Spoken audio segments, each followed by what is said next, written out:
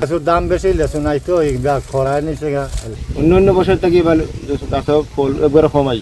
আমরা লেচুর বাগান রাখছি 70,000-এ, হ্যাঁ, আর পাইকারি বেশি আমরা যে 3,000 4,000 এইভাবে। লেচুর দাম বেশি, লেচু নাই তো খরায় নিচে। আমাদের এবার আমাদের মানিকপুরে লেচু পরের বছরে একটু কম আসে, আসার জন্য আমাদের পয়সা কম হলে একটু দাম মাশাআল্লাহ একটু বাড়তি আছে। অন্য বছর থেকে একটু 500 টাকা 400 টাকা 1000 বাড়তি আছে। আমরা বাপদাদার আমলের থেকে আরো আগে আর কি, মানে জমিদার আমলে তারা এই যে মসজিদের একটা কাছারি আছে, তো কাছারি পুকুরের ধারে তারা লিচু গাছ লাগাইছে। মানে গাছ খেতে খুব বট গাছের মতো খুব বড় বড় হয়েছে।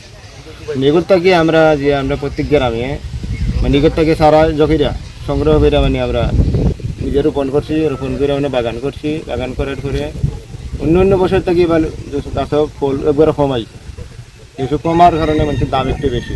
সুনামগঞ্জ জেলায় প্রধানত দুইটি উপজেলা ছাতক এবং দোয়ারা বাজারে কিছু লিচু বাগান আছে, বাণিজ্যিকভাবে এখানে লিচু চাষ করা হয়। তো এই বছর লিচুর উৎপাদন কম বলে কৃষকরা জানিয়েছে।